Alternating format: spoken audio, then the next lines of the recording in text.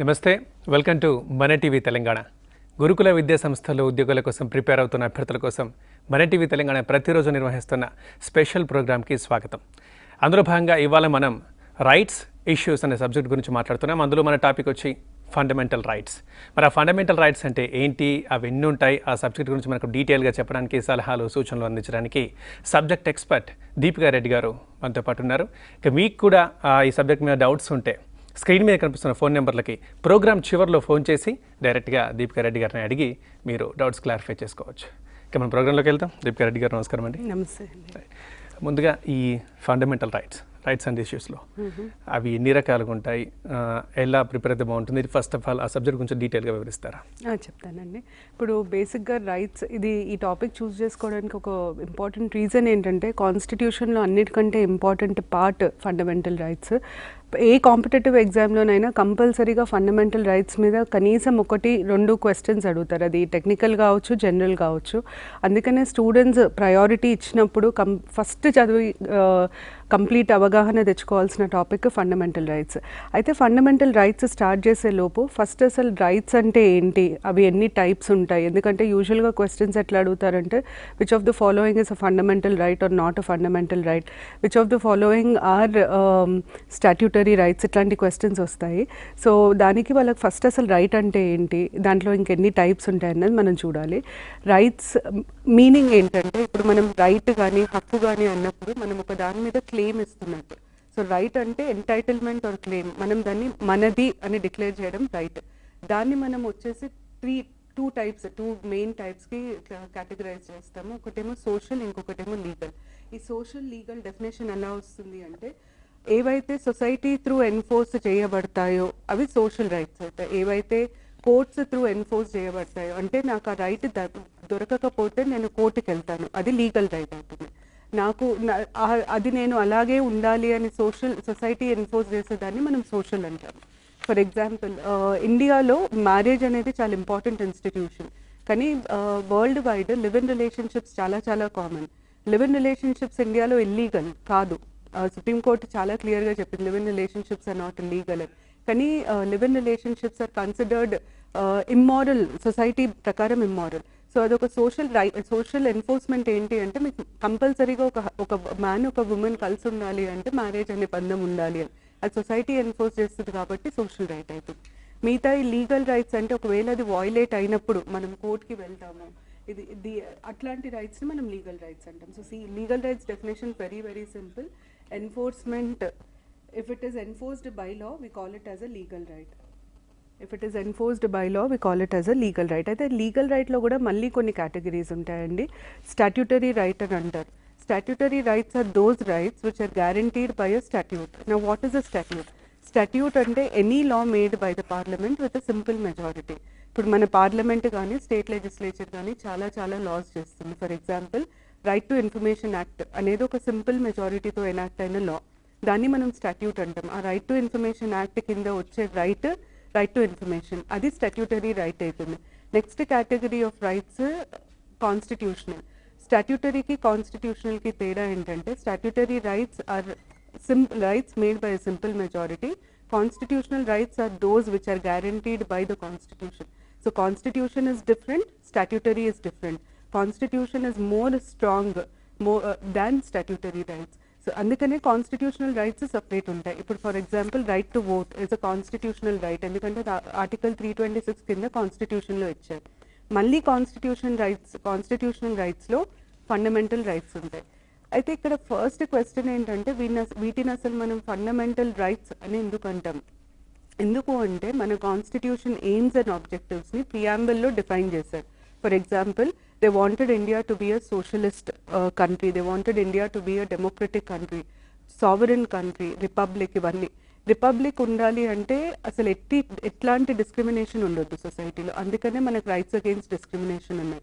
ప్రియాంబుల్లో వీళ్ళు అవుట్లైన్ చేసిన aims and ఆబ్జెక్టివ్స్ని achieve చేయడానికి సిటిజన్స్కి ఇచ్చిన వాటినే ఫండమెంటల్ రైట్స్ అంటారు. కాబట్టి వాటికి ఆ నేమ్ ఫండమెంటల్, బేసిక్ రైట్స్ అని అర్థం. ఆ ఫండమెంటల్ రైట్స్ లేకుండా ప్రియాంబుల్లో ఉన్న ఎయిమ్స్ని కానీ ఆబ్జెక్టివ్స్ని కానీ అచీవ్ చేయడం ఇంపాసిబుల్. ఫండమెంటల్ రైట్స్ అన్నీ పార్ట్ 3 ఆఫ్ ద కాన్స్టిట్యూషన్లో ఉంటాయండి.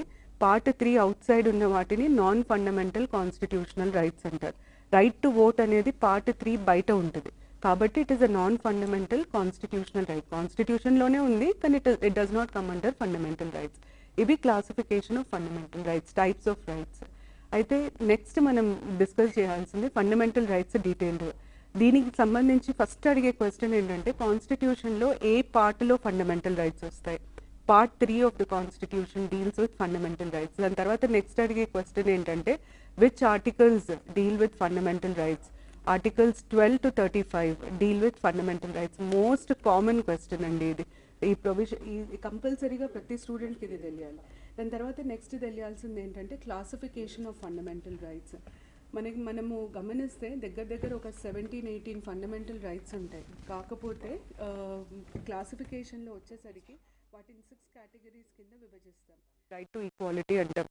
Articles 14 to 18 deal with right to equality. వాళ్ళు కంపల్సరీగా ఆర్టికల్ నంబర్స్ ఈ 14 to 18 గుర్తుపెట్టుకోవాలి. సెకండ్ సెట్ ఆఫ్ రైట్స్ని రైట్ టు ఫ్రీడమ్ అంటారు. ఇవి 19 to 22 కింద వస్తాయి. Then third set of rights rights against exploitation. ఇవి 23 and 24. దాని తర్వాత next rights to freedom of religion. ఇవి చాలా చాలా ఇంపార్టెంట్ రైట్స్ అండి. బికాజ్ ఈ రైట్స్ ఉన్నాయి కాబట్టి India today is a secular country. అయితే దీని కింద వచ్చే రైట్స్ 25 to 28 ఆర్టికల్ నంబర్స్.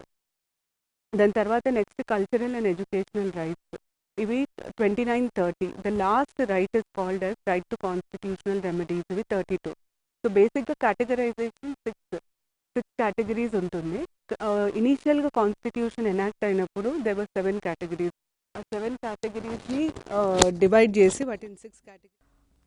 ఇనీషియల్గా కాన్స్టిట్యూషన్ ఎనాక్ట్ చేసినప్పుడు 7 కేటగిరీస్ ఆఫ్ ఫండమెంటల్ రైట్స్ ఉండే. అయితే దాంట్లోంచి ఒక్క కేటగిరీని మాత్రం తర్వాత డిలీట్ చేశారు, అంటే వేరే ప్లేస్లో పెట్టారు. అది రైట్ టు ప్రాపర్టీ. ఇది ఇంకొక ఇంపార్టెంట్ బిట్ అండి. క్వశ్చన్ ఎలా అడుగుతారంటే which of the following was initially a fundamental right but now it is a constitutional right. అది right to property. Right to property ముందు ఆర్టికల్ 31 కింద ఉండింది, దాన్ని ఇప్పుడు తీసేసి 300A కిందకి షిఫ్ట్ చేశారు. ఇవి క్లాసిఫికేషన్ ఆఫ్ ఫండమెంటల్ రైట్స్. దాని తర్వాత నెక్స్ట్ వీళ్ళకి స్టూడెంట్స్కి తెలియాల్సింది ఏంటంటే what are the characteristics of fundamental rights. First characteristic of fundamental right is justiciable. Justiciable అన్న వర్డ్ మనం ఎప్పుడు యూజ్ చేస్తామంటే మనకు అది మనకి ఇచ్చింది కాన్స్టిట్యూషన్, కానీ మనం అది మనకు అవైలబుల్ లేకపోయినా దాన్ని వాయిలేట్ చేసినా మనం కోర్టుకి వెళ్ళొచ్చు. అంటే కోర్టు ద్వారా మనం మన హక్కుని తిరిగి పొందుతాం. దానికి మనం టెక్నికల్గా యూజ్ చేసే వర్డ్ని జస్టిషియబుల్ అంటాం. Fundamental rights are justiciable. అది వాయిలేట్ అయినప్పుడు we have the right to go to the supreme court directly. అది ఫస్ట్ క్యారెక్టరిస్టిక్ ఫండమెంటల్ రైట్ది. సెకండ్ క్యారెక్టరిస్టిక్ ఫండమెంటల్ రైట్ది అమెండబుల్. అమెండబుల్ అంటే fundamental rights dynamic in nature, అవి స్టాటిక్ కాదు. సొసైటీలో వచ్చే మార్పులకు అనుగుణంగా ఫండమెంటల్ రైట్స్ని కూడా మారుస్తారు. ఫర్ ఎగ్జాంపుల్ 1950s ఎడ్యుకేషన్ మీద అంత ఎంఫసిస్ లేకుండే, కానీ దాని తర్వాత పేరెంట్స్ అందరూ ఎడ్యుకేషన్ మీద ఫోకస్ చేయడం మొదలుపెట్టారు. అందుకనే 86th కాన్స్టిట్యూషనల్ అమెండ్మెంట్ యాక్ట్ 2002తో 21Aని యాడ్ చేశారు. 21A gives a fundamental right to elementary education. So therefore we say that fundamental rights are amendable. Third important characteristic ఏంటంటే ఫండమెంటల్ రైట్స్ సస్పెండబుల్. కొన్ని extraordinary situations, emergency సిచ్యువేషన్స్లో fundamental రైట్స్ని suspend చేయొచ్చు. అయితే ఇక్కడ అడిగే క్వశ్చన్ ఏంటంటే మనకి 3 రకాల ఎమర్జెన్సీస్ కాన్స్టిట్యూషన్ అలౌ చేస్తుందండి. ఒకటేమో నేషనల్, ఇంకొకటి స్టేట్, దాని తర్వాత ఫైనాన్షియల్. ఈ 3 రకాల ఎమర్జెన్సీస్లో ఏ ఎమర్జెన్సీ అప్పుడు ఫండమెంటల్ రైట్స్ని సస్పెండ్ చేయడానికి వీలు ఉంటుంది అని. నేషనల్ ఎమర్జెన్సీ అప్పుడు మాత్రమే ఫండమెంటల్ రైట్స్ సస్పెండ్ అవుతాయి. దాని తర్వాత సెకండ్ క్వశ్చన్ ఏమడుగుతారంటే ఆటోమేటిక్ సస్పెన్షన్ ఉంటుందా లేకపోతే దానికి ఏమన్నా సపరేట్ ఆర్డర్ ఉంటుందా. కొన్ని రైట్స్ని ఆటోమేటిక్గా సస్పెండ్ అవుతాయి, కొన్ని రైట్స్కి సపరేట్ ఆర్డర్ ఇష్యూ చేయాల్సి వస్తుంది. 19 ఆటోమేటిక్ సస్పెన్షన్, మిగతా అన్ని సపరేట్ ప్రెసిడెన్షియల్ ఆర్డర్ ఉండాలి. థర్డ్ ఇంపార్టెంట్ క్వశ్చన్ ఏంటంటే is there any fundamental right which can not be suspended. Article 20, 21 ఈ 2 రైట్స్ని ఎట్టి పరిస్థితులలో నేషనల్ ఎమర్జెన్సీ కింద కూడా సస్పెండ్ చేయడానికి వీలు లేదు. ఈ 3 క్వశ్చన్స్ సస్పెండబిలిటీ మీద అడుగుతారు.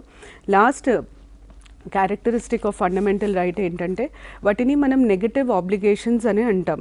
అసలు ఫండమెంటల్ రైట్స్ అనే కాన్సెప్ట్ ఎక్కడ డెవలప్ అయిందంటే ఎప్పుడైనా గవర్నమెంట్కి పవర్ లిమిట్ చేయకపోతే చాలా మటుకు మిస్యూజ్ ఆఫ్ పవర్కి దారితీస్తుంది.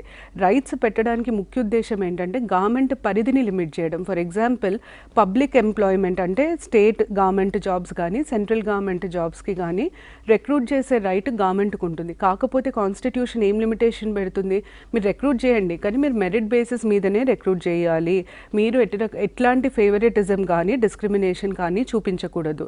So no discrimination in public employment is a limitation on the power of the government to recruit for public offices. అట్లా నెగటివ్ అప్లికేషన్ ఫండమెంటల్ రైట్స్ గవర్నమెంట్కి మీరు ఇది చెయ్యకూడదు అని చెప్తాయి కాబట్టి we call them as negative applications. ఇవి క్యారెక్టరిస్టిక్స్ ఆఫ్ ఫండమెంటల్ రైట్స్. దీని తర్వాత నెక్స్ట్ పార్ట్ మనము ఈచ్ రైట్ ఇండివిజువల్గా అంటే ఇప్పుడు ఈచ్ సెట్ ఆఫ్ రైట్స్ని మనం డిస్కస్ చేస్తాం. రైట్స్ టు ఈక్వాలిటీ కింద ఏమేమి రైట్స్ వస్తాయి, నేను ఇంతకుముందు చెప్పినప్పుడు రైట్స్ టు ఈక్వాలిటీ 14 to 18 అండి. ఫస్ట్ రైట్ 14 ఆర్టికల్ 14 ఏమంటుందంటే it guarantees 2 fundamental rights. One is right to equality before law, the other is right to equal protection of laws. చాలా మటుకు కాంపిటేటివ్ ఎగ్జామ్స్లో article 14 guarantees which of the following right are rights అని చాలాసార్లు అడిగారు. అది equality before law, equal protection of loss.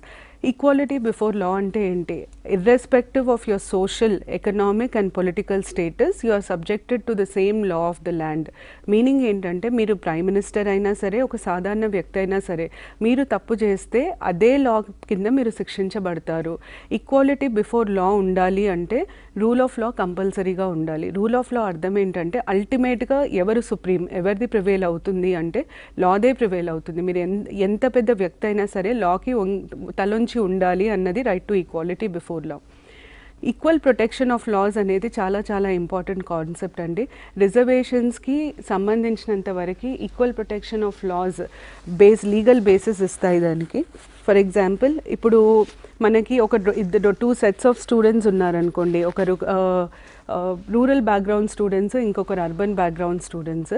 వాళ్ళు ఇద్దరు ఉన్నప్పుడు నేను వాళ్ళిద్దరిని కలిపి కూర్చోబెట్టి టీచ్ చేయడం కష్టం. ఎందుకంటే రూరల్ బ్యాక్గ్రౌండ్ స్టూడెంట్స్కి ఉండే నాలెడ్జ్ లెవెల్స్ అర్బన్ ఏరియాస్లో కాన్వెంట్ ఎడ్యుకేటెడ్ స్టూడెంట్స్కి ఉండే నాలెడ్జ్ లెవెల్స్ చాలా different. So equal protection of laws ఏమంటుంది అంటే సిమిలర్ పీపుల్ని ఒక గ్రూప్ కింద కేటగరైజ్ చేయండి, వాళ్ళకి అన్నీ సిమిలర్గా ప్రొవైడ్ చేయండి, నాన్ సిమిలర్ బ్యాక్గ్రౌండ్స్ నుండి వచ్చిన వాళ్ళని మాత్రం డిఫరెంట్గా ట్రీట్ చేయండి అని చెప్తుంది. ఇదే మన రిజర్వేషన్ సిస్టమ్కి బేసిస్. ఎందుకంటే 1950లో మనం ఎప్పుడైతే కంపేర్ చేసుకుంటే మనకి అప్పుడు 4 కేటగిరీస్ తీసుకుందాం, ఓసీస్, బీసీస్, ఎస్సీస్, ఎస్టీస్. ఈ 4 కేటగిరీస్లో undoubtedly developed category was OCs. OCs కంటే కొంచెం తక్కువ డెవలప్మెంట్ బీసీస్, చాలా వెనుకబడి ఉన్నది ఎస్సీస్, ఎస్టీస్. సో ఈ 4 కేటగిరీస్ని ఒకటే ప్లాట్ఫామ్ మీద కంపేర్ చేసి డెవలప్ చేసే స్కోప్ లేకుండే. అందుకనే we have given reservations for ఎస్సీస్ అండ్ ఎస్టీస్ సో దట్ వాళ్ళు ఇంకా కొంచెం ఫాస్ట్గా డెవలప్ అయ్యి ఓసీస్, బీసీస్కి లెవెల్ రావాలని. అది right to equal protection of laws. ఇప్పుడు మీ ఎగ్జామ్ వరకు reservation system in India is legally justified on which of the following rights అన్నప్పుడు right to equal protection of laws కింద రావాలి. అది అయితే వీటి రెండింటికి సంబంధించి ఇంకొక క్వశ్చన్ అడిగే ఛాన్సెస్ ఉంది. ఈక్వాలిటీ బిఫోర్ లా అనే రైట్ ఏ కంట్రీ నుండి తీసుకోబడింది, అది బ్రిటన్ నుండి తీసుకోబడింది. ఈక్వల్ ప్రొటెక్షన్ ఆఫ్ లాస్ అనే కాన్సెప్ట్ యుఎస్ఏ నుండి తీసుకోబడింది. ఇది ఆర్టికల్ 14.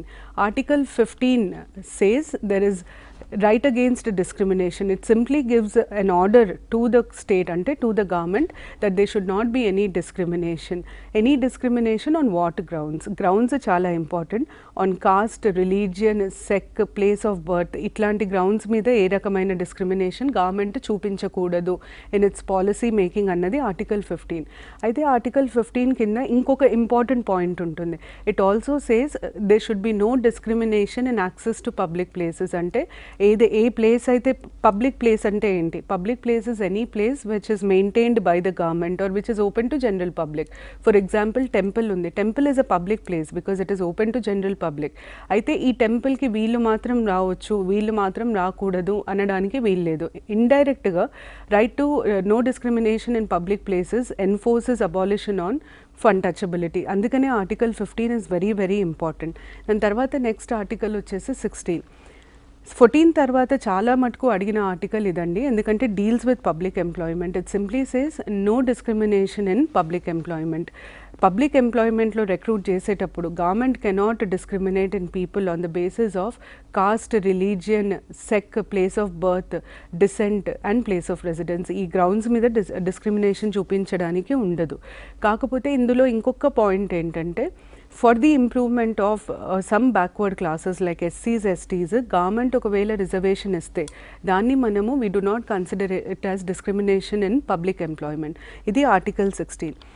చాలా మటుకు most commonly asked is article 17 which talks about abolition of untouchability.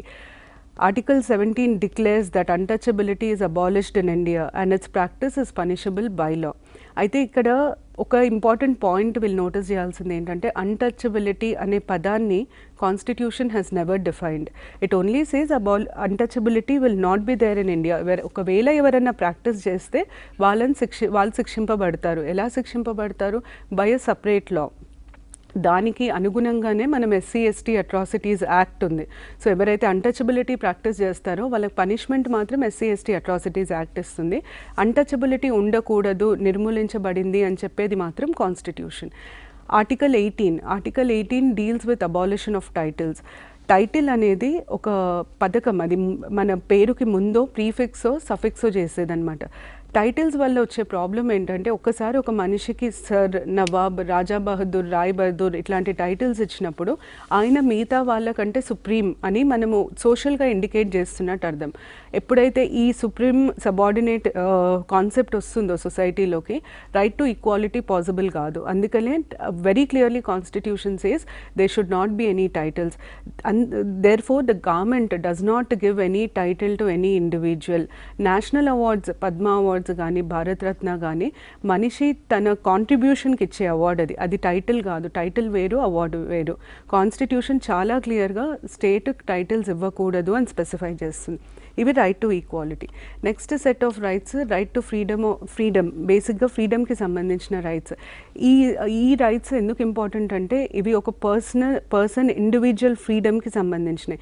ఈ రైట్స్ని మనం back bone of fundamental rights అంటాం. ఎందుకంటే ఫర్ ఎగ్జాంపుల్ ఇప్పుడు నా ఫండమెంటల్ రైట్ ఒకటి వయలేట్ అయింది, అట్లాంటప్పుడు నేను కోర్టుకి వెళ్ళాలంటే నాకు ఫ్రీడమ్ ఆఫ్ మూమెంట్ ఉండాలి.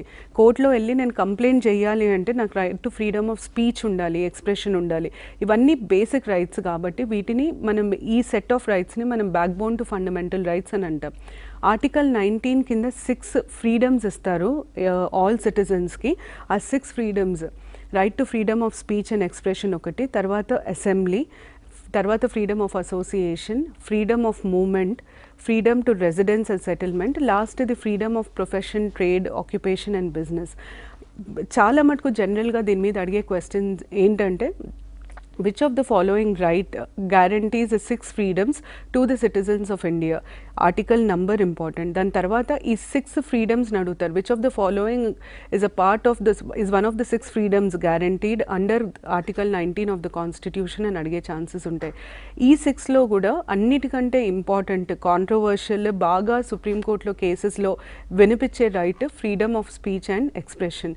Freedom of speech and expression మీద చాలా కాంట్రవర్సీస్ ఉంటాయి, చాలా ఇంటర్ప్రిటేషన్స్ ఉంటాయి, కాబట్టి ఇవి బాగా గుర్తుపెట్టుకోవాల్సిన అవసరం ఉంది. The next right is called, the next set of rights are safeguards for the accused. ఇప్పుడు రైట్కి సేఫ్ గార్డ్కి తేడా ఏంటంటే, రైట్ అన్నప్పుడు మనం అక్కడ ఒక క్లెయిమ్ ఉంటుంది, మనం దేన్నో మనది అని డిక్లేర్ చేస్తున్నాం. సేఫ్ గార్డ్ అంటే మన మీద అవుతున్న డిస్క్రిమినేషన్ని ఆపేది, అంటే మనని ప్రొటెక్ట్ చేసేదాన్ని సేఫ్ గార్డ్ అంటాం. అక్యూజ్డ్ అంటే ఎవరు? Accused is any person who is accused of a crime. ఇది చేశారు అని నిందింపబడ్డ వారిని మనం అక్యూజ్డ్ అంటాం. అయితే యూజువల్గా ఏమవుతుందంటే అక్యూజ్డ్ ఉన్న వాళ్ళని పోలీసు పవర్ మిస్యూజ్ చేసి వాళ్ళని ట్రబుల్ చేసే ఛాన్సెస్ ఉంటాయి.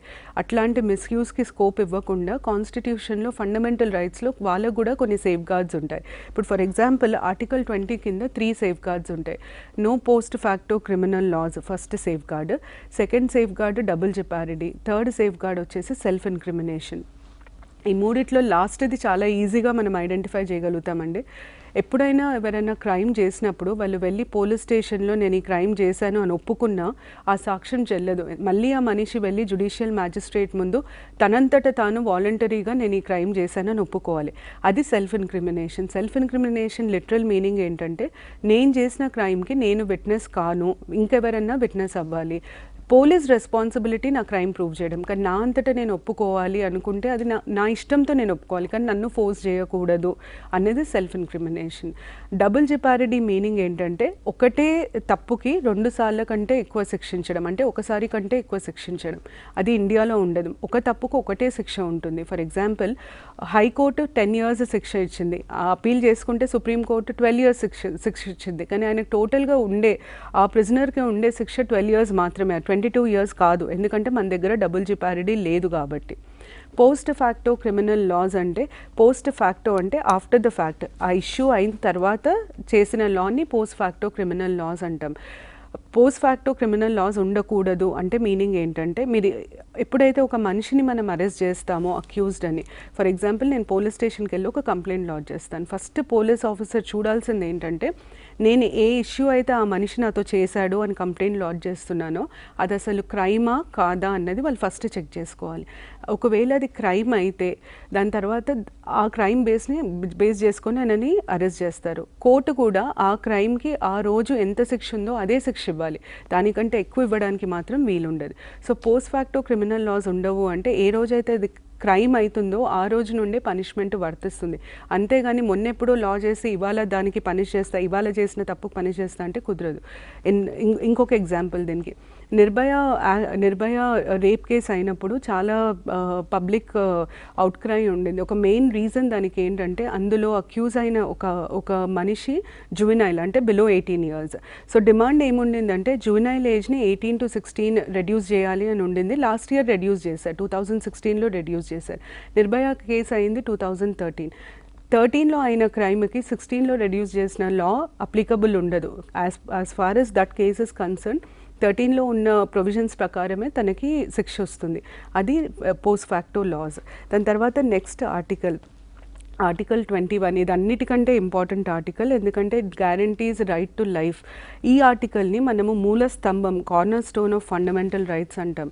రీజన్ ఏంటి అంటే, రైట్ టు లైఫ్, మనిషి బతికుంటేనే మిగతా రైట్స్ అన్నీ ఎంజాయ్ చేయగలుగుతాడు. అసలు లైఫే లేనప్పుడు మిగతా రైట్స్కి మీనింగ్ ఉండదు. అందుకనే 21 is considered as the most important corner stone of fundamental rights. అయితే 21 కింద 2 types ఆఫ్ రైట్స్ ఉంటాయి, ఒకటి రైట్ టు లైఫ్, ఇంకొకటి రైట్ టు పర్సనల్ లిబర్టీ. కానీ ఇవి అబ్సల్యూట్ కాదు. దాని మీనింగ్ ఏంటంటే, ఒకవేళ మనం ఏదన్నా తప్పు చేస్తే కోర్టు ద్వారా మనకి ఉరిశిక్ష పడే ఛాన్సెస్ ఉన్నాయి. సో రైట్ టు లైఫ్ తీసుకునే హక్కు ఉంది, కానీ ఎవరు తీసుకోవాలి? అది కోర్టు శిక్షతో ద్వారానే తీసుకోవాలి. ఆ కోర్టు ఏ బేసిస్ మీద శిక్షిస్తుంది? On the basis of the law made by the parliament. So article 21 guarantees these 2 rights. తర్వాత నెక్స్ట్ 21A చాలా రీసెంట్గా యాడ్ అయింది. గురుకులం టీచర్స్ ఎగ్జామ్కి మాత్రం ఈ రైట్ చాలా చాలా ఇంపార్టెంట్, ఎందుకంటే దీన్ని బేస్ చేసుకుని రైట్ టు ఎడ్యుకేషన్ యాక్ట్ 2009ని ఎనాక్ట్ చేశారు. 21A యాడ్ అయిన అమెండ్మెంట్ నంబర్ మీద కూడా అడిగే ఛాన్సెస్ ఉంటాయి. 86th కాన్స్టిట్యూషనల్ అమెండ్మెంట్ యాక్ట్ 2002 కింద ఇది యాడ్ అయింది. ఆ అమెండ్మెంట్తో ఇది యాడ్ అయింది. It gives free and compulsory education for all children between 6 to 14 years. This is article 21A. The last article in right to freedom, article 22, talks about safeguards for 2 set of people. ఒకటేమో accused, ఇంకొకటేమో people detained on preventive grounds. ముందు మనం accused గురించి మాట్లాడినాక people detained on preventive grounds మాట్లాడొచ్చు. Accused అంటే నేను ఇంతకుముందే చెప్పాను, నిందితుడు అని. అయితే మనం యూజువల్గా మూవీస్లో కానీ ఎక్కడ చూసినా ఒక్కసారి ఒక నిందితుడిని అరెస్ట్ చేస్తే, అక్యూజ్ని అరెస్ట్ చేస్తే కంపల్సరీగా అక్యూజ్ని 24 hours లోపు కోర్టులో ప్రొడ్యూస్ చేయాలి. ఆ అక్యూజ్ని అరెస్ట్ చేయగానే ఇమీడియట్గా వాళ్ళ ఫ్యామిలీ మెంబర్స్కో లేదా తనకు సంబంధించిన ఏ ఒక్కరికన్నా ఇన్ఫార్మ్ చేయాలి. అక్యూజ్ని అరెస్ట్ చేసేటప్పుడు, బాబు నిన్ను ఈ రీజన్ మీద అరెస్ట్ చేస్తున్నామని ఆ అక్యూజ్డ్కి చెప్పాలి. ఇవి 3 యూజువల్గా మనం చూసేది. ఆ 3 ఈ ఆర్టికల్ కింద ఇచ్చిన safe guards. The right to know about the ground of arrest, నన్ను ఎందుకు అరెస్ట్ చేస్తున్నారో నాకు తెలపాలి. సెకండ్, నన్ను ఒక్కసారి అరెస్ట్ చేస్తే నాకు సంబంధించిన ఎవరికన్నా కాల్ చేసి నన్ను ఈ పలానా వ్యక్తిని అరెస్ట్ చేశామని చెప్పాలి. 3, అరెస్ట్ చేసిన 24 hours లోపు కోర్టులో ప్రొడ్యూస్ చేయాలి. ఈ 3 సేఫ్ గార్డ్స్ అక్యూజ్డ్కి. Next set of safeguards వచ్చేసి ప్రివెంటివ్ గ్రౌండ్స్. ప్రివెంటివ్ డిటెన్షన్ అంటాం. ప్రివెంటివ్ డిటెన్షన్ మీనింగ్ ఏంటంటే వాళ్ళు తప్పు చేసినట్టు కాదు, కానీ వాళ్ళు ఉన్న సిచ్యువేషన్లో వాళ్ళు ఏదన్నా ఒఫెన్స్ కమిట్ చేసే ఆస్కారం ఉంది కాబట్టి వాళ్ళని ఆ ఒఫెన్స్ కమిట్ చేయకుండా ఆపడానికి అరెస్ట్ చేయడంని మనం ప్రివెంటివ్ డిటెన్షన్ అంటాం. దీనికి మోస్ట్ ఈజీ ఎగ్జాంపుల్ గుర్తుపెట్టుకోవడానికైనా ఎవరికైనా రిలేట్ చేయడానికైనా సంజయ్ దత్ని ఒక 10-15 ఇయర్స్ కింద అరెస్ట్ చేశారు. It was an arrest on preventive grounds. అది ప్రివెంటివ్ డిటెన్షన్. ఆయన ఏ తప్పు చేసినట్టు కాదు. ఆయన he was in position of AK-47 and 56 which a citizen is not suppose to possess. దాన్ని పెట్టుకొని ఆయన ఎవరిని చంపలేదు, కాకపోతే చేసే ఛాన్స్ ఉంది అన్న ఒక గ్రౌండ్ మీద ఆయన అరెస్ట్ చేశారు. దాన్ని మనం ప్రివెంటివ్ డిటెన్షన్ అంటాం. అయితే ప్రివెంటివ్ డిటెన్షన్లో మిస్యూస్కి చాలా స్కోప్ ఉంటుంది.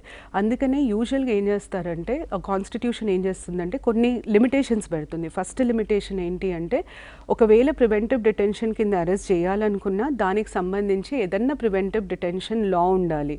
మనము కామన్గా ఇప్పుడు పేపర్స్ చదివితే ఈ సో అండ్ సో పలానా వ్యక్తి ISISకి ఈమెయిల్స్ పంపించాడనో లేదా టెర్రరిస్ట్ లింక్స్ ఉన్నాయన్న అనుమానంతో అరెస్ట్ చేశారు అని చెప్పి యూజువల్గా న్యూస్లో వస్తుంది. అయితే ఆ అరెస్ట్ని అన్లాఫుల్ యాక్టివిటీస్ ప్రివెన్షన్ యాక్ట్ లేదా నేషనల్ సెక్యూరిటీ యాక్ట్ అని 2 లాస్ ఉన్నాయి. దాని కింద అరెస్ట్ చేస్తారు. అలా ఏ లా లేకుండా అరెస్ట్ చేయడానికి వీలుండదు. సెకండ్ థింగ్ ఏంటంటే వీళ్ళని ఒక్కసారి అరెస్ట్ చేసినప్పుడు ఎన్ని రోజులు డిటెన్షన్లో పెట్టవచ్చు, అంటే అరెస్ట్ చేసి జైల్లో ఎన్ని రోజులు పెట్టవచ్చు. కాన్స్టిట్యూషన్ ప్రకారం మ్యాక్సిమం 3 months పెట్టవచ్చు. ఒకవేళ ఇంపార్టెంట్ కేసెస్లో అయితే ఈ 3 monthsని ఎక్స్టెండ్ చేయొచ్చు. ఎప్పటి వరకు ఎక్స్టెండ్ చేయొచ్చు, ఎలా ఎక్స్టెండ్ చేయొచ్చు. ఎక్స్టెన్షన్కి వాళ్ళు ఒక అడ్వైజరీ బోర్డ్ని కాంటాక్ట్ చేయాలి. అడ్వైజరీ బోర్డులో అంత హైకోర్టు జడ్జెస్ క్వాలిఫికేషన్ ఉన్న వాళ్ళు ఉంటారు. ఒకవేళ అడ్వైజరీ బోర్డ్ ఒప్పుకుంటేనే they have the right to detain these people beyond 3 months. So ఈ 3 are safeguards for those people who are arrested on preventive grounds. Next set of rights against exploitation. ఇవి కూడా safe guards అన్ని బేసిక్గా rights కావు, ఎందుకంటే ఇవి human trafficking, bonded labour ఇట్లాంటి ఇష్యూస్తో deal చేస్తాయి. అయితే దీనిలో 2 ఆర్టికల్స్ ఉంటాయి, ఆర్టికల్ 23, 24. ఆర్టికల్ 23 2 issues గురించి డీల్ చేస్తుంది. ఒకటేమో హ్యూమన్ ట్రాఫికింగ్, ఇంకోటి bonded labour. Article 23 very clearly declares that human trafficking and bonded labour are totally prohibited in India. తెలంగాణకు సంబంధించినంత వరకు బాండెడ్ లేబర్ చాలా ఇంపార్టెంట్, ఎందుకంటే వెట్టి is a form of bonded labour. కాబట్టి ఇది ఈ ఆర్టికల్ చాలా ఇంపార్టెంట్. 23 complete prohibition. ఏ రకమైన హ్యూమన్ ట్రాఫికింగ్ అంటే buying and selling of human beings like material goods, అట్లాంటిది ప్రివెంట్ చేస్తుంది, బాండెడ్ లేబర్ని ప్రివెంట్ చేస్తుంది. ఆర్టికల్ 24 వచ్చేసి it deals with child labour. కాకపోతే 23కి 24కి ఉన్న బేసిక్ డిఫరెన్స్ ఏంటంటే 23 is complete prohibition. 24 does not prohibit child labor. అది restrict చేస్తుంది. Article 24 says child labor, the children should below 14 years should not be employed in factories, mines and other hazardous industries. So వాటిలో తప్ప మీరు పిల్లల్ని ఇంకెక్కడైనా employee చేయొచ్చు, కానీ ఫ్యాక్టరీస్లో, మైన్స్లో, hazardous అంటే డేంజరస్ ఇండస్ట్రీస్లో మాత్రము ఎంప్లాయ్ చేయడానికి వీల్లేదు అంటారు. So basic difference 23 is complete prohibition, 24 is only a restriction. దీని మీద క్వశ్చన్స్ ఎట్లా అడుగుతారంటే which of the following are prohibited by the constitution, which of the following are not prohibited by the constitution. Child labor is not prohibited by the constitution but restricted, whereas human trafficking and bonded labor are prohibited by the constitution. So itlanti questions adige chances ekku unnai. Idi rights against exploitation. Next వచ్చేసి rights to freedom of religion. నేను ఇంతకు మునుపు చెప్పినట్టు these are another very important set of rights, ఎందుకంటే these rights ensure secularism in India. Secularism అని మనం ఎప్పుడు మాట్లాడినా secularism basically indicates that there is no difference, there is no state religion and all religions are treated equally. In other words religion different, government different. ఈ concept మీద వచ్చింది సెక్యులరిజం. అయితే right to freedom of religion కింద first article 25 it says freedom of conscience, freedom to profess, practice and propagate a religion. మీరు ఏ religion అయినా profess చేయొచ్చు, practice చేయొచ్చు. అంటే మీనింగ్ ఏంటంటే ఫస్ట్ నాకు అసలు దేవుడి మీద నమ్మకం ఉందా లేదా అని డిసైడ్ చేసుకునే స్వేచ్ఛని మనం ఫ్రీడమ్ ఆఫ్ కన్సైన్స్ అని అంటాం. ఒక్కసారి నేను దేవుడి మీద నమ్మకం ఉంది అని డిసైడ్ చేసుకున్నప్పుడు నేను బయటికి చెప్తాను నాకు ఈ దేవుడు అంటే నమ్మకం, అది ప్రొఫెస్. దాని తర్వాత ఆ దేవుడికి సంబంధించి నేను కొన్ని రిచువల్స్, ట్రెడిషన్స్ని ఫాలో అవుతాను, అది ప్రాక్టీస్. దాని తర్వాత నేను నలుగురికి నేను ఈ దేవుణ్ణి నమ్మాను కాబట్టి ఈ లాభం ఉంది, మీరు నమ్మితే ఈ లాభం ఉంటుంది అని చెప్పడాన్ని మనం ప్రాపగేట్ రిలీజియన్ అని అంటాం. So right to profess, practice and propagate religion, freedom of conscience, ఈ రెండు 25 కింద గ్యారంటీడ్. తర్వాత నెక్స్ట్ రైట్ వచ్చేసి right to establish and administer religious institutions. Religious ఇన్స్టిట్యూషన్స్ని, ఈ రిలీజియస్ గ్రూప్స్కి రిలీజియస్ ఇన్స్టిట్యూషన్స్ని ఎస్టాబ్లిష్ చేసే హక్కు, అడ్మినిస్ట్రేట్ చేసే హక్కు ఉంటుంది.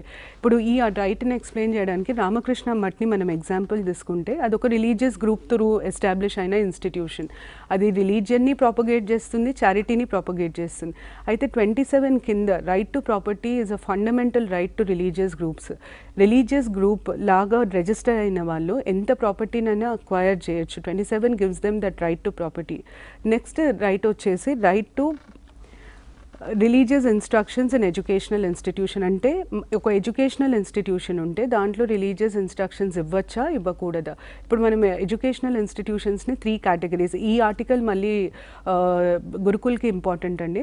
3 కేటగిరీస్ ఆఫ్ ఎడ్యుకేషనల్ ఇన్స్టిట్యూషన్స్ ఉంటాయి. ఒకటేమో గవర్నమెంట్ ఓన్డ్, రెండోదేమో గవర్నమెంట్ ఎయిడెడ్, థర్డ్ వచ్చేసి ప్రైవేట్ ఇన్స్టిట్యూషన్స్. అయితే గవర్నమెంట్ ఓన్డ్, గవర్నమెంట్ ఎయిడెడ్ అంటే ఫైనాన్స్డ్ బై గవర్నమెంట్, ఇట్లాంటి ఇన్స్టిట్యూషన్స్లో రిలీజియస్ ఇన్స్ట్రక్షన్స్ ఉండకూడదు అని కాన్స్టిట్యూషన్ చెప్తుంది. ప్రైవేట్ ఇన్స్టిట్యూషన్స్లో రిలీజియస్ ఇన్స్ట్రక్షన్స్ ఇవ్వచ్చు, కాకపోతే nobody should be forced to be a part of those religious instructions. అది ఆర్టికల్ 28. అయితే దీంట్లో ఇంకొక సెట్ ఆఫ్ ఎడ్యుకేషనల్ ఇన్స్టిట్యూషన్స్ ఉంటాయి, లైక్ వేద పాఠశాలాస్, మదర్సాస్, ఇట్లాంటివి అసలు స్థాపించబడ్డదే రిలీజియస్ ఇన్స్ట్రక్షన్స్ ఇవ్వడానికి. ఇట్లాంటి ఇన్స్టిట్యూషన్స్లో అడ్మిషన్ తీసుకుంటే మాత్రం కంపల్సరీగా అటెండ్ అవ్వాలి అని కాన్స్టిట్యూషన్ చెప్తుంది. నెక్స్ట్ సెట్ ఆఫ్ రైట్స్ని వచ్చేసి కల్చరల్ అండ్ ఎడ్యుకేషనల్ రైట్స్ అని అంటాం. ఫార్మల్గా కాన్స్టిట్యూషన్లో ఉన్న పేరు కల్చరల్ అండ్ ఎడ్యుకేషనల్ రైట్స్, కానీ జనరల్గా వీటిని మనం మైనారిటీ రైట్స్ అని కూడా అంటాము, ఎందుకంటే ఇవి మైనారిటీస్కి ఇచ్చిన రైట్స్. అయితే చాలా చాలా ఇంపార్టెంట్ క్వశ్చన్, చాలాసార్లు అడిగిన క్వశ్చన్ ఏంటంటే కాన్స్టిట్యూషన్ ప్రకారం ఏ రకమైన మైనారిటీస్ ఇండియాలో ఉంటారు? కాన్స్టిట్యూషన్ రికగ్నైజెస్ ఓన్లీ 2 మైనారిటీస్, ఒకటేమో లాంగ్వేజ్ బేస్డ్, ఇంకొకటేమో religious. So linguistic and religious minorities are recognised by the constitution. ఇది ఇంపార్టెంట్ బిట్. దాని తర్వాత article 29 gives the right to conserve one's distinct language, script or culture. అంటే meaning ఏంటంటే ఇప్పుడు మన స్టేట్కి వస్తే Bathukamma is a very important part of our culture and it is very different from all other cultures. మనం ఇంకా ఏ పార్ట్ ఆఫ్ ద కంట్రీకి వెళ్ళినా కూడా బతుకమ్మ లాంటి ఫెస్టివల్ ఉండదు. అది మన కల్చర్కి యూనిక్ కాబట్టి మనకి అది కన్సర్వ్ చేసుకునే రైట్ ఉంటుంది అని అర్థం. Article 29. Article 30 gives the right to establish educational institutions for all minority groups, language based minorities అయినా సరే, religion based minorities అయినా సరే, వాళ్ళ ఎడ్యుకేషనల్ ఇన్స్టిట్యూషన్స్ స్టార్ట్ చేసే రైట్ ఉంటుంది. ఇది article 29. The last right that we talk about is right to constitutional remedies. Remedy అంటే solution అండి. దీని మీనింగ్ ఏంటంటే ఒకవేళ ఏదన్నా నా ఫండమెంటల్ రైట్ వయోలేట్ అయితే అప్పుడు నాకు కాన్స్టిట్యూషన్ ఇచ్చే సొల్యూషన్ ఏంటి? దానికి ఆన్సర్ ఆర్టికల్ 32. ఆర్టికల్ 32 కింద సుప్రీం కోర్ట్కి రిట్ జ్యూరిస్డిక్షన్ ఉంటుంది. రిట్ మీనింగ్ ఏంటి అంటే అర్జెంట్ కోర్ట్ ఆర్డర్. ఎప్పుడైతే కోర్ట్ ఏదైనా ఆర్డర్ ఇస్తే, దాన్ని అర్జెంట్ ఆర్డర్ ఇస్తే దాన్ని మనం రిట్ అని పరిగణిస్తాం. రిట్ జ్యూరిస్డిక్షన్ అనేది మనం బ్రిటన్ నుండి తీసుకున్నాము. అయితే కాన్స్టిట్యూషన్ 5 టైప్స్ ఆఫ్ రిట్స్ ని అలౌ చేస్తుంది. ఈ 5 నేమ్స్ లాటిన్ నేమ్స్ అనమాట. సో చాలా మటుకు క్వశ్చన్స్ ఎలా అడుగుతారంటే హబియస్ కార్పస్ మీనింగ్ ఏంటి, మాండమస్ మీనింగ్ ఏంటి, ఇలాంటి క్వశ్చన్స్ ఉంటాయి. హబియస్ కార్పస్ అంటే to have body live are dead, అంటే ఆ మనిషి మిస్సింగ్, ఆ మనిషిని తీసుకురొచ్చి కోర్టులో సబ్మిట్ చేయాలి లేదా చూపించాలి అన్నది హబియస్ కార్పస్. మాండమస్ అంటే టు కమాండ్. సెర్షురరీ అంటే superior or higher authority lower అథారిటీకి ఆర్డర్ ఇస్తున్నట్టు అర్థం. ప్రొహిబిషన్ అంటే ఆపేయడం, to stop. And quo warranto అంటే క్వశ్చన్ చేయడం, విత్ వాట్ అథారిటీ అని. నేను ఇవన్నీ అర్థం అవ్వడానికి సింపుల్ ఎగ్జాంపుల్స్. ఇప్పుడు 24 hours లోపు ఒక మనిషిని అరెస్ట్ చేసిన తర్వాత, ఒక అక్యూజ్ని అరెస్ట్ చేసిన తర్వాత కూడా కోర్టులో ప్రొడ్యూస్ చేయలేదు. అప్పుడు అక్యూజ్డ్ సంబంధించిన వాళ్ళు ఎవరైనా కోర్టులో పిటిషన్ వేస్తే కోర్టు పోలీస్ వాళ్ళని ఆ మనిషిని నా ముందుకు తీసుకురండి అని ఇచ్చే ఆర్డర్ని మనం హబియస్ కార్పస్ అంటాం. సో హబియస్ కార్పస్ యూజువల్గా మిస్సింగ్ కేసెస్ లేదా ఆర్టికల్ 22 వయోలేట్ అయినప్పుడు యూజ్ చేస్తాం. మాండమస్ నా లైఫ్కి థ్రెట్ ఉంది, రైట్ టు లైఫ్ నా ఫండమెంటల్ రైట్, నా లైఫ్కి థ్రెట్ ఉంది, కానీ నేను పిఎస్కి వెళ్ళి కంప్లైంట్ ఇస్తే కంప్లైంట్ తీసుకోవట్లేదు వాళ్ళు. అప్పుడు నేను కోర్టుకి వెళ్ళినప్పుడు కోర్టు ఒక ఆర్డర్ ఇష్యూ చేస్తుంది, మా ఇచ్చే కంప్లైంట్ని మీరు యాక్సెప్ట్ చేయాలి అని. ఆ ఆర్డర్ని మనం మ్యాండమస్ అని అంటాం. దాని తర్వాత సెర్షరీ మీనింగ్ ఏంటంటే, ఇప్పుడు నేను ఒక కోర్టులో ఒక కేసు ఫైల్ చేశాను, ఆ కోర్టుకి అసలు ఆ కేసు మీద జ్యూరిస్డిక్షన్ లేనే లేదు, కానీ ఆ కోర్టు ఆర్డర్ ఇచ్చింది. ఆ ఆర్డర్ని క్యాన్సిల్ చేస్తూ సుపీరియర్ కోర్టు ఇచ్చే ఆర్డర్ని మనం సెర్షరీ అంటాం. ప్రొహిబిషన్కి సెర్షరీకి తేడా ఏంటంటే, సెర్షరీలో లోవర్ కోర్ట్ ఆల్రెడీ జడ్జ్మెంట్ ఇచ్చింది, దాన్ని సుప్రీం కోర్టు కానీ హయ్యర్ కోర్టు కానీ దాన్ని క్యాన్సిల్ చేస్తుంది. ప్రొహిబిషన్లో ఏమవుతుందంటే, లోవర్ కోర్టులో ఇంకా ట్రయల్లో ఉంది అది కేసు, కాకపోతే అప్పుడే హయ్యర్ కోర్టుని అప్రోచ్ అయ్యాం కాబట్టి హయ్యర్ కోర్ట్ ఆపేసే ట్రయల్ అని చెప్పి ఆ కేసుని విత్డ్రా చేస్తుంది, దాన్ని మనం ప్రొహిబిషన్ అంటాం. కో వారెంటో అంటే విత్ వాట్ అథారిటీ. ఇప్పుడు పబ్లిక్ ఆఫీసెస్కి ఎవరినన్నా అపాయింట్ చేసినప్పుడు అసలు వాళ్ళకి ఆ రిక్వైర్డ్ క్వాలిఫికేషన్స్ ఉన్నాయా లేదా అని చెక్ చేయడానికి ఇష్యూ చేసే ఆర్డర్ని మనం కో వారెంటో అంటాం. ఈ 5 రిట్స్ని యూజువల్గా అడుగుతారు. అయితే రిట్స్కి సంబంధించి ఇంకొక క్వశ్చన్ ఏం అడుగుతారంటే, ఇండియాలో ఏ కోర్ట్స్కి రిట్స్ ఇష్యూ చేసే రైట్ ఉంటుంది? Supreme court can issue writs and high court can also issue writs తప్ప వేరే ఇంకా ఏ కోర్టుకి రిట్ ఇష్యూ చేసే రైట్ ఉండదు. ఇది క్లుప్తంగా ఫండమెంటల్ రైట్స్కి సంబంధించిన డీటెయిల్స్ అండి. ఓకే అండి. ఇప్పుడు మీరు ఆర్టికల్స్ గురించి చెప్పినప్పుడు ఒక డౌట్ వచ్చింది. ఆర్టికల్ 23 గురించి మీరు మాట్లాడినప్పుడు వెట్టి అనేదాన్ని మీరు ఉదాహరణగా చేశారు.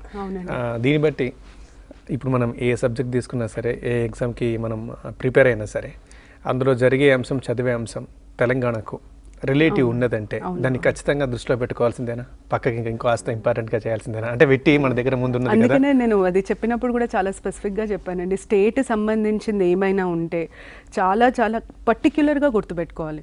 వెట్టి ఇస్ టోటల్. ఎందుకంటే బేగార్, ఇప్పుడు మనం 23 కింద బేగార్ అన్న వర్డ్ యూజ్ చేస్తారు. బేగార్ మీనింగే తెలుగులో వెట్టి. వెట్టి is directly abolished by the constitution, కానీ వెట్టి అన్న వర్డ్ ఉండదు, వెట్టి బదులు బేగార్ అని వాడతారు అంతే.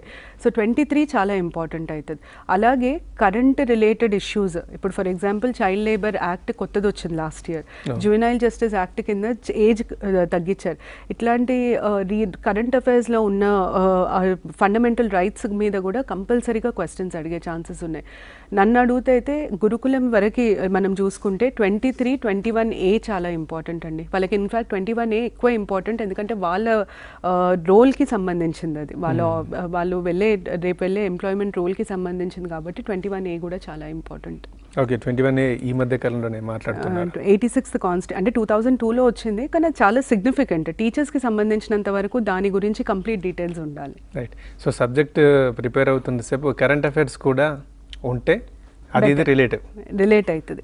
ఎప్పుడైనా కరెంట్ అఫైర్స్లో ఉన్న దాన్ని బ్యాక్గ్రౌండ్ అడిగే ఛాన్సెస్ ఎక్కువ ఉంటాయి. ఓకే. ఇప్పుడు ఈ రిట్ పిటిషన్, రిట్ గురించి మీరు మాట్లాడారు కదా, 5 రకాలు ఉంటుందని. అవి అప్పటికప్పుడు కోర్టు ఆర్డర్ ఇచ్చే ఇష్యూసా? అవి కూడా చాలా టైం పట్టే ప్రాసెస్లా? యూజువల్గా అయితే టైం ఎక్కువ తీసుకోదండి. రిట్స్కి ఇంకొక స్పెషాలిటీ ఏంటంటే, మన దగ్గర మనం డైరెక్ట్గా సుప్రీంకోర్టుని అప్రోచ్ చేయలేము అన్నిట్లో. అన్ని కేసెస్, ఏ కేసు అయినా ముందు హైకోర్టుకి వెళ్ళాలి, తర్వాతే సుప్రీంకోర్టుకి వెళ్ళాలి.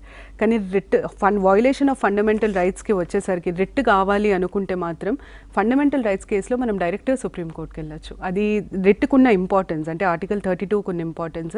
టైం ఎక్కువ తీసుకోరు. అట్లని ఈ టైంలోనే ఇంత టైంలోనే తీసుకోవాలని రూల్ కూడా ఎక్కడ లేదు.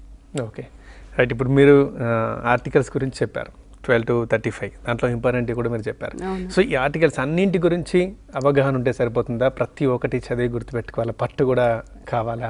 ఫండమెంటల్ రైట్స్కి సంబంధించినంత వరకు అయితే ఆర్టికల్స్ అన్నీ గుర్తుపెట్టుకుంటేనే బెటర్. కాకపోతే ఇందులో కొన్ని ఎక్స్ట్రా ఆర్డినరీ, అంటే ఇంకా బాగా ఇంపార్టెంట్ ఉంటాయి. లైక్ 14 ఒకటి బాగా important, 16 important, 17 important. Abolition of untouchability.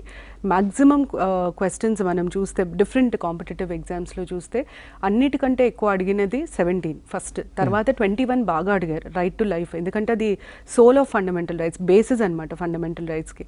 So right to life ఒకటి, 32 ఒకటి, కాన్స్టిట్యూషనల్ రెమెడీస్. ఈ 3 ఆర్టికల్స్ బాగా ఎక్కువ రిపీటెడ్గా అడిగారు. సో ఇట్లాంటివి మాత్రం చాలా స్పెసిఫిక్గా గుర్తుపెట్టుకోవాలి. మిగతా అన్నీ ఐడియా ఉంటే బెటర్.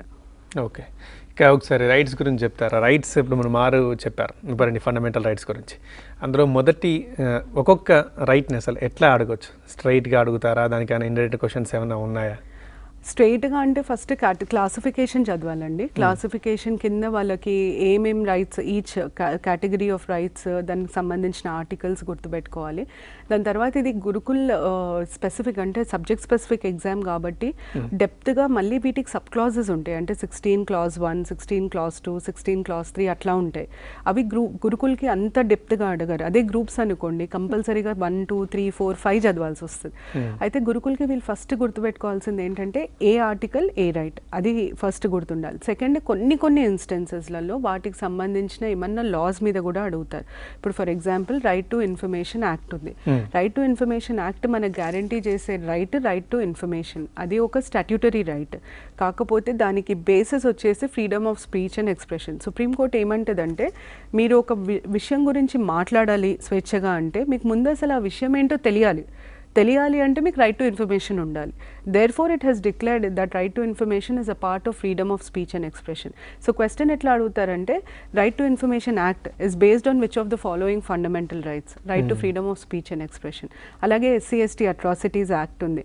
దానికి బేసిస్, లీగల్ బేసిస్ వచ్చేసి ఆర్టికల్ 17 అబాలిషన్ ఆఫ్ అన్టచబిలిటీ. అలా క్వశ్చన్స్ అడిగే ఛాన్సెస్ ఉంటాయి. రైట్ మేడం, మనకు ఒక కాలర్ రెడీగా ఉన్నారు. మీ పేరు, మీరు ఎక్కడి నుంచి చేస్తున్నారో చెప్పి మీ క్వశ్చన్ ఏంటో స్పష్టంగా అడగండి మేడంని. చెప్పండి కాస్త గట్టిగా. వెంకట్, ఓకే. ఖమ్మం నుంచి. రైట్, మీ డౌట్ ఏంటో అడగండి మేడం. మేడం, ఈ రైట్ ఫండమెంటల్ రైట్ సంబంధించి మామూలుగా కరెంట్ అఫైర్స్ రిలేటెడ్ కూడా కొంచెం చెప్తారా మేడం? అవునండి, కరెంట్ అఫైర్స్ రిలేటెడ్ కూడా చూడాలి. కరెంట్ అఫైర్స్ రిలేటెడ్ ఎలా చూడాలంటే ఇప్పుడు సుప్రీంకోర్టు జడ్జ్మెంట్స్ ఇస్తుంది కొన్నిసార్లు. అంటే కొన్ని రైట్స్కి సంబంధించి కేసెస్ ఫైల్ చేస్తారనమాట. అట్లాంటప్పుడు మీరు ఆ రైట్ బ్యాక్డ్రాప్లో ఆ రైట్ చూసుకోవాల్సి వస్తుంది. సెకండ్ వచ్చేసి కొన్ని అమెండ్మెంట్స్ జరుగుతాయి. అంటే ఆ రైట్కి సంబంధించిన లాస్కి కొన్ని అమెండ్మెంట్స్ జరుగుతాయి. ఇప్పుడు నేను చెప్పినట్టుగా చైల్డ్ లేబర్ యాక్ట్ని లాస్ట్ ఇయర్ అమెండ్ చేశారు. సో చైల్డ్ లేబర్ ఏ ఆర్టికల్, ఫండమెంటల్ రైట్లో ఏ ఆర్టికల్ కింద వస్తుంది అని అడిగే ఛాన్సెస్ ఉంటాయి. ఇవి రెండు బాగా ఎక్కువగా చూసుకోవాల్సి వస్తుంది. ఒకటేమో సుప్రీంకోర్టు జడ్జ్మెంట్స్ని బేస్ చేసుకోవాలి, ఇంకోటేమో రీసెంట్గా లాస్కి జరిగిన అమెండ్మెంట్స్ని బేస్ చేసుకోవాలి. రైట్ అండి, సేమ్ ఇంతకుముందు మనం మాట్లాడిందే అడిగారు కరెంట్ అఫైర్స్లో కూడా. అంటే ఇవి న్యాయానికి కోర్టులు, జడ్జిలు వీటికి సంబంధించి కొంచెం ఫాలో కావాలా, లేకపోతే ఐడియా ఏంటంటే ఇక్కడ ఇప్పుడు మీరు ఒక జడ్జ్మెంట్ గురించి చదివారు, అది ఫ్రంట్ పేజ్లో వచ్చిన జడ్జ్మెంట్. అది చదివినప్పుడు కంపల్సరీగా సుప్రీంకోర్టు రెఫరెన్స్ ఇస్తుంది ఈ రైట్కి సంబంధించి, లేదా ఈ రైట్ని ఆధారం చేసుకొని మేము ఈ జడ్జ్మెంట్ ఏదో ఒకటి ఇస్తున్నాము అని చెప్పి సుప్రీంకోర్టు కంపల్సరీగా మెన్షన్ చేస్తుంది. So examiner point of view ఏంటంటే మనకు ఉట్టి ఆ న్యూస్ తెలియొద్దు, ఆ న్యూస్ వెనుక ఉన్న బ్యాక్గ్రౌండ్, ఆ ఒక్క బ్యాక్గ్రౌండ్ కూడా మనం చదవాలి, మనకు అవగాహన ఉండాలి అన్న ఒక ఐడియా. అందుకనే అలా అడుగుతారు. రండి, మరో కాలర్ రెడీగా ఉన్నారు. మీ పేరు, మీరు ఎక్కడి నుంచి చేస్తున్నారో చెప్పి మీ డౌట్ ఏంటో స్పష్టంగా అడగండి. చెప్పండి అమ్మా. హలో, చెప్పండి, వినబడుతుంది మీ మాట. మేడం చెప్పండి అమ్మా. ఇప్పుడు చెప్తున్న టాపిక్స్ అవి బుక్స్, ఆథర్స్ కొంచెము ఎక్కడ అవైలబుల్ ఉన్నాయో చెప్పండి మేడం. మాకు బుక్స్ చాలా ఇబ్బంది అవుతుంది, సిలబస్. ఓకే, ఇది actually fundamental rights Indian polity కింద వస్తుందండి. ఇంగ్లీష్ మీడియం స్టూడెంట్స్ అయితే లక్ష్మీకాంత్ ఒకటే బుక్ ఉంది మీకు మార్కెట్లో, కానీ లక్ష్మీకాంత్లో చాలా డీటెయిల్డ్గా ఉంటుంది. అంత డీటెయిల్గా చదవకుండా మనం ఇప్పుడు పీపీటీలలో చెప్పిన పాయింట్స్ మాత్రం నోట్ చేసుకుంటే సరిపోతుంది. ఇంగ్లీష్ మీడియం స్టూడెంట్స్కి Indian polity by Lakshmikanth. Telugu medium స్టూడెంట్స్కి అయితే 3 బుక్స్ ఉన్నాయండి. ఒకటేమో మూడిటి పేరు భారత రాజ్యాంగం, ఒకటి రమాదేవి మేడం రాశారు, ఇంకొకటి కృష్ణారెడ్డి సార్ రాశారు, మూడోది వచ్చేసి మహేందర్ రెడ్డి రాశారు. ఈ మూడిట్లో ఏ బుక్ అయినా సరే preferably Ramadevi madam, Krishna Reddy sir కలిసి రాసిన బుక్ ఒకటి ఉంది, అది చదివితే సరిపోతుంది తెలుగు మీడియం స్టూడెంట్స్కి అయితే. ఏంటంటే ఇప్పుడు మీరు ఇంతకుముందు అన్న మాట ప్రకారం ఒకసారి చేసుకుంటే, నిన్న లేటెస్ట్గా సింగరేణి వారసత్వ నియామకాల విషయంలో సుప్రీంకోర్టు ఇది రాజ్యాంగ విరుద్ధం అని చెప్పింది.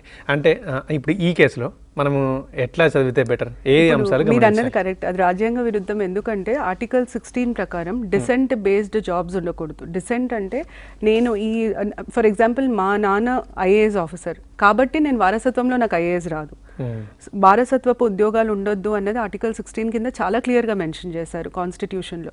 సో డిసెంట్ బేస్డ్ జాబ్స్ ఉండొద్దు అని ఏ ఆర్టికల్ కింద ఇచ్చారు అన్నది క్వశ్చన్ అవుతుంది. అలా చూసుకోవాల్సి వస్తుంది. సో అది ఆ రాజ్యాంగ విరుద్ధం ఎందుకు సుప్రీంకోర్టు అంది, ఏ ఆర్టికల్ ప్రకారం ఎందుకు అన్నది అని వాళ్ళు అడగరు. వాళ్ళు సింపుల్గా ఇట్లా క్వశ్చన్ సింపుల్గా ఇట్లా, ఇది సింగరేణి కాలనీస్ బేసిక్గా కొంచెం కాంట్రవర్షియల్ మన దగ్గర. సో కాంట్రవర్సీని ఎప్పుడైనా పబ్లిక్ సర్వీస్ కమిషన్ ఎగ్జామ్స్లో డైరెక్ట్గా టచ్ చేయరు, దాని బ్యాక్గ్రౌండ్ అడుగుతారు. రిస్ట్రిక్షన్ లేదా discrimination on the base of descent is not allowed under which of the following articles, ఇంతే ఉంటుంది క్వశ్చన్. సో వాళ్ళు అది related to Singareni colonies case బ్యాక్గ్రౌండ్లో ఇది అడుగుతారు. ఓకే, ఫస్ట్ ఒకసారి రైట్ ఒకసారి తీసుకుందాం. రైట్ టు ఈక్వాలిటీ అంటే ఒక రైట్ తీసుకుందాం, నెంబర్ 1 రైట్. దాన్ని ఎలా అడిగే ఛాన్స్ ఉంటుంది? రైట్ టు ఈక్వాలిటీ కింద చాలా రైట్స్ ఉన్నాయి. నేను ఇంతకుముందు చెప్పినట్టు ముందు కొన్ని ఆర్టికల్ నంబర్స్ వాటి సబ్జెక్ట్ మ్యాటర్ తెలియాలి. 17, 14 అందులో స్పెసిఫిక్గా మాట్లాడుకుంటే 14, 16, 17 ఆర్టికల్ నంబర్స్ సబ్జెక్ట్ మ్యాటర్ చాలా ఇంపార్టెంట్. సెకండ్ ఎలా అడుగుతారంటే article 14 guarantees which of the following 2 rights ఇట్లా అడుగుతారు. సో రైట్ టు ఈక్వాలిటీ వరకు సంబంధించి స్టూడెంట్స్ 14, 16, 17 చూసుకుంటే సరిపోతుంది. సో సెకండ్ రైట్లో ఫ్రీడమ్ ఆఫ్ రైట్ టు ఫ్రీడమ్లో 6 ఫ్రీడమ్స్ చాలా చాలా ఇంపార్టెంట్ అండి. 19 కింద ఇచ్చిన 6 ఫ్రీడమ్స్ మ్యాక్సిమం అడుగుతారు. ఆర్టికల్ నంబర్ ఎక్కువ అడుగుతారు. Which of the following articles of the constitution guarantees 6 freedoms to citizens అన్న క్వశ్చన్ చాలా కామన్గా అడిగేది. అది ఆర్టికల్ 19. దాని తర్వాత which of the following freedoms అంటే ఫ్రీడమ్ నేమ్స్ కూడా తెలియాలి. అవి స్పెసిఫిక్ టర్మ్స్ ఉంటాయి, స్పీచ్ అండ్ ఎక్స్ప్రెషన్ అని, అసెంబ్లీ అని, తర్వాత అసోసియేషన్, అవే టర్మ్స్ని మనం ఐడెంటిఫై చేయాలి. పాలిటీలో ఒక ఛాలెంజ్ ఏంటంటే కాన్స్టిట్యూషన్లో ఏ వర్డ్స్ అయితే యూజ్ చేస్తారో అవే వర్డ్స్ వాళ్ళు ఒకవేళ కాన్స్టిట్యూషన్కి రెఫర్ చేసుకుంటూ క్వశ్చన్ అడిగితే మాత్రం అవే వర్డ్స్ ఐడెంటిఫై చేయాలి. చిన్న ఎగ్జాంపుల్ దానికి, ఇప్పుడు మనం కామన్గా లోక్సభ అంటాం, కాన్స్టిట్యూషన్లో అసలు లోక్సభ అనే పదం లేదు, దాన్ని హౌస్ ఆఫ్ పీపుల్ అంటారు. So according to the constitution అని క్వశ్చన్ ఉంటే మనం ఆన్సర్లో హౌస్ ఆఫ్ పీపుల్నే మార్క్ చేయాలి, కానీ లోక్సభని మార్క్ చేయకూడదు.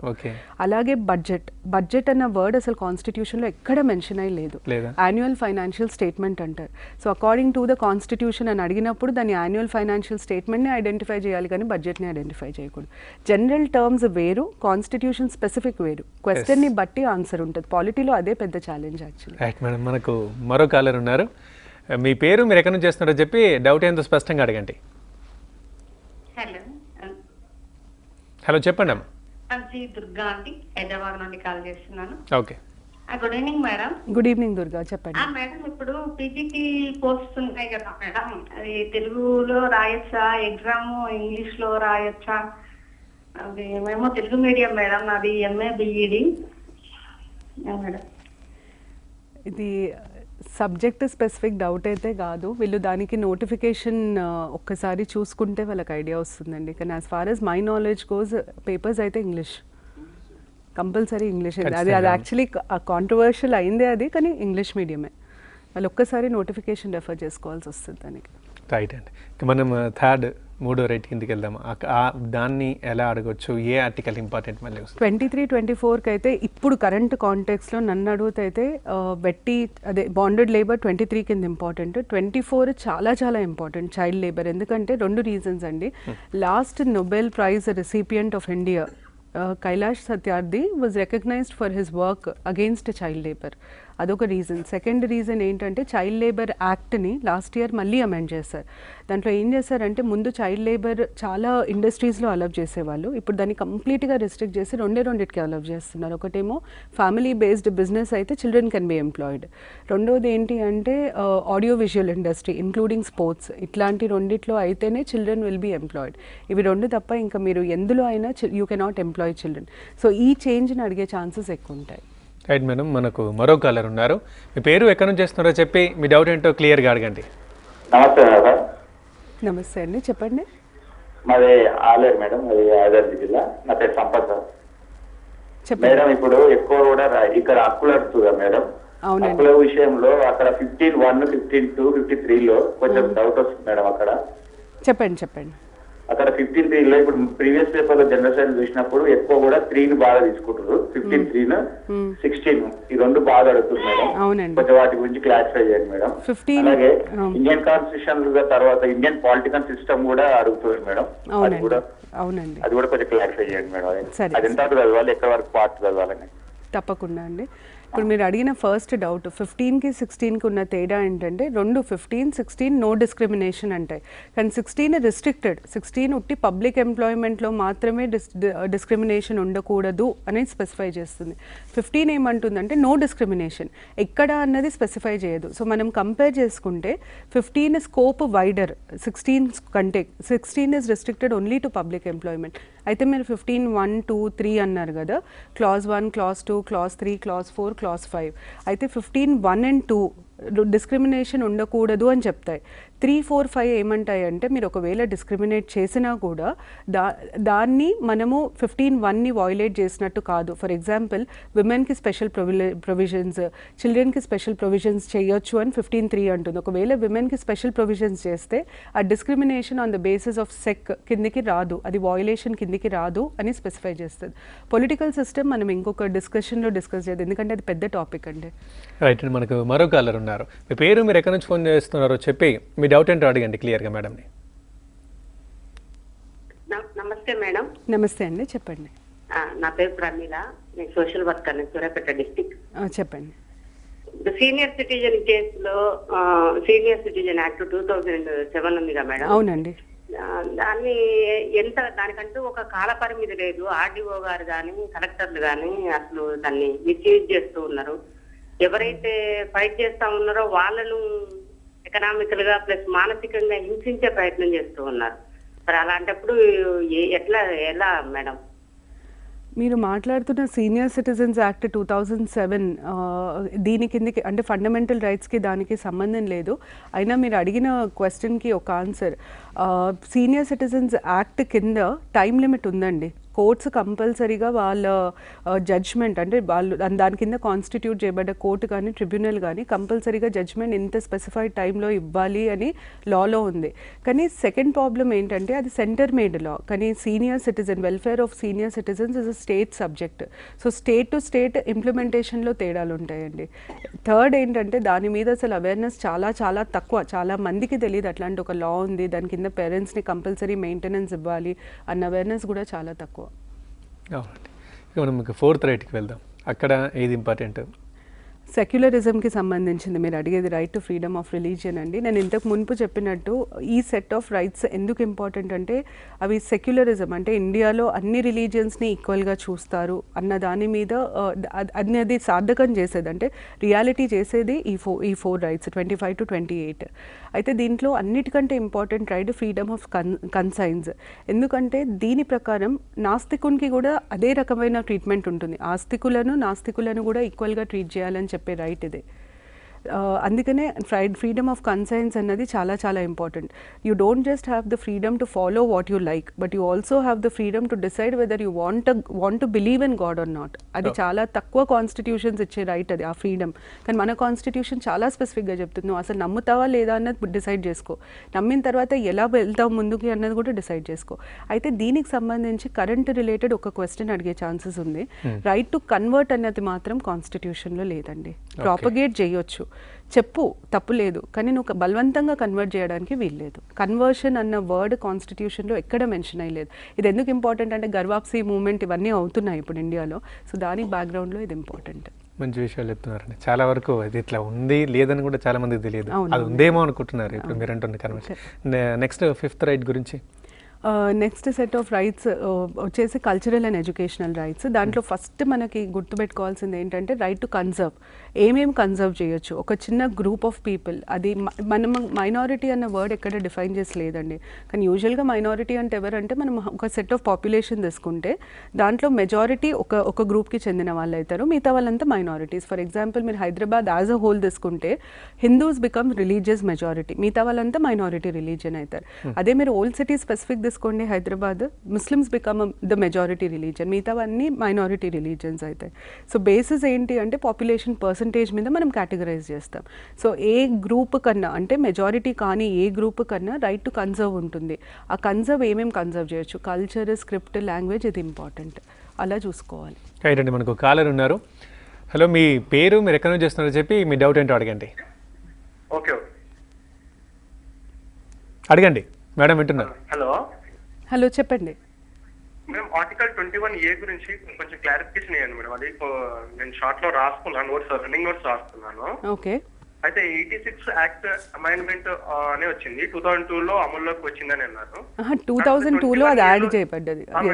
అది 2002లో యాడ్ చేయబడిందండి. చెప్పండి. ఓకే, 2002లో అమల్లోకి వచ్చింది. ఈ 21A లోకి ఏం వస్తుంది, ఆ విషయం ఏంటి అసలు? 21A లోకి వచ్చే ఆర్టికల్ అంటే సబ్జెక్ట్, దాంట్లో వచ్చే విషయం తెలియదు నాకు, అర్థమైంది. నేను చెప్తాను. 21A simply says that every child between 6 to 14 years will have the right to free and compulsory education. మనం ఇంకా కరెక్ట్గా అర్థం చేసుకోవాలంటే అది గవర్నమెంట్కి ఏం చెప్తుందంటే, గవర్నమెంట్ 6 to 14 yearsలో మధ్యలో ఉన్న పిల్లలకి free and compulsory elementary education provide చేయాలి అని చెప్తుంది. అంతే, ఇంకా దాని మించి 21Aలో ఏముండదు. కానీ మనం ఉట్టి డిక్లేర్ చేయడంతో అది సార్థకం కాదు. సో డిక్లేర్ చేసినప్పుడు దాన్ని ఎలా ఎన్ఫోర్స్ చేయాలి, ఆ ఎన్ఫోర్స్మెంట్లో భాగంగానే రైట్ టు ఎడ్యుకేషన్ యాక్ట్ వచ్చింది. So right to education act కింద బేసిక్గా ఫ్రీ అంటే ఏంటి, కంపల్సరీ అంటే ఏంటి, ఇవన్నీ కాన్స్టిట్యూషన్ డిఫైన్ చేద్దాం. ఇన్ఫ్యాక్ట్ ఎలిమెంటరీ ఎడ్యుకేషన్ అంటే ఏంటో కూడా చాలా మందికి తెలియదు. మనం ఎలిమెంటరీ ఎడ్యుకేషన్ అంటే 1 to 4 అనుకుంటాం, 1 to 4 క్లాసెస్. కానీ రైట్ టు ఎడ్యుకేషన్ యాక్ట్ ప్రకారం it is 1 to 8 classes. Okay. Second thing ఏంటంటే right to educate free and compulsory అన్నాం. ఫ్రీ అంటే ఉట్టి స్కూల్ ఫీజు కాదండి, బుక్స్, యూనిఫామ్, ట్రాన్స్పోర్ట్ ఛార్జెస్ కూడా ఉండకూడదు, అన్నీ గవర్నమెంటే బేర్ చేయాలి. కంపల్సరీ ఎడ్యుకేషన్ అంటే ఏంటి అంటే ఉట్టి అడ్మిషన్ కాదు, వాళ్ళు కంప్లీట్ కూడా చేయాలి. 8th క్లాస్ కంప్లీట్ చేయాలి కంపల్సరీగా, అది compulsory education. So it talks about admission, continuation, retention and completion, ఈ 4 ఉంటాయి అన్నమాట. సో అట్లా you have 21A declares that this is a fundamental right, కానీ దాన్ని ఇంప్లిమెంట్ చేసేది మాత్రం రైట్ టు ఎడ్యుకేషన్ యాక్ట్ 2009 కింద. రైట్ దీపికా రెడ్డి గారు, ఫండమెంటల్ రైట్స్ గురించి చాలా చక్కగా అభ్యర్థులకు వివరించినందుకు, అదేవిధంగా తెలియని విషయాలు కూడా చట్టాలకు సంబంధించి కూడా చెప్పినందుకు మీకు థ్యాంక్ యూ వెరీ మచ్. ఇంకా చూసారుగా దీపికా రెడ్డి గారి సలహాలు, సూచనలు. రేపు మరో ఎపిసోడ్లో మరో టాపిక్తో మళ్ళీ కలుద్దాం. నమస్తే.